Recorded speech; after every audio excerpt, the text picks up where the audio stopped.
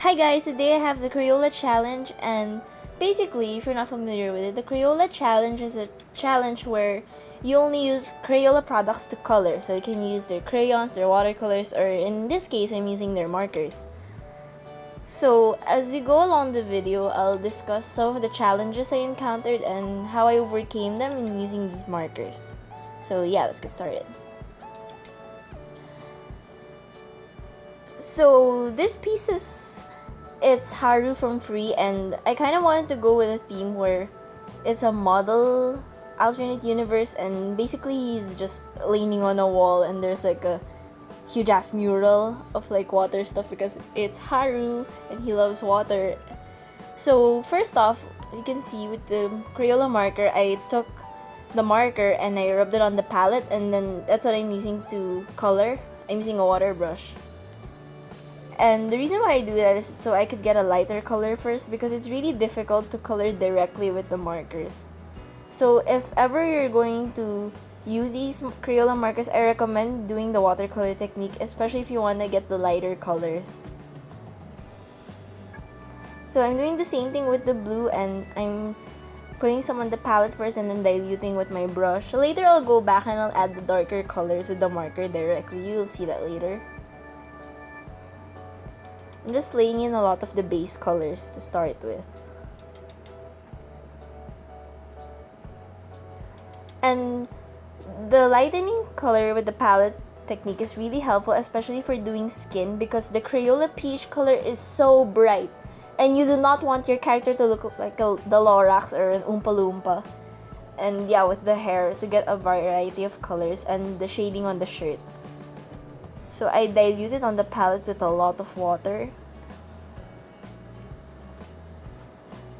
And you can actually mix the colors. Like with the shirt and the pants, I mixed a bit of gray and blue first, just to make a more varied shade.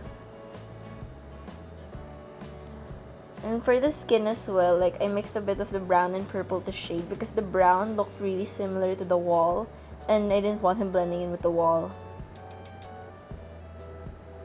And then I'm slowly starting to add the details in the wall mural, and I really wanted these water bubbles and droplets to pop out, almost giving that painted feel, like when you see murals on the street.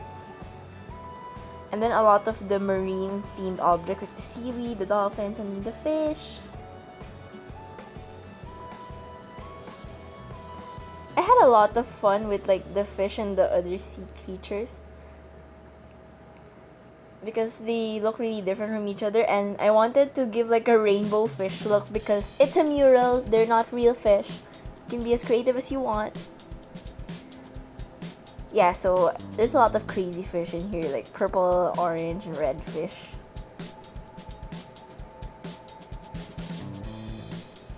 And then I'm going back to the bricks and I'm adding a bit of detail with the gray.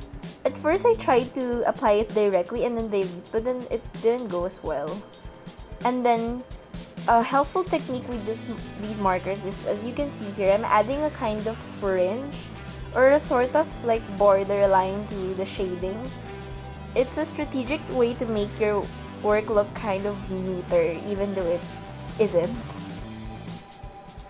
I didn't do it for the entire drawing, but I did it mainly for Haru because he's the main focus of the piece.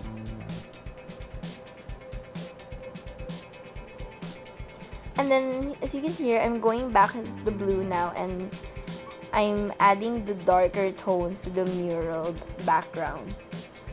I'm just adding in more of dark blue.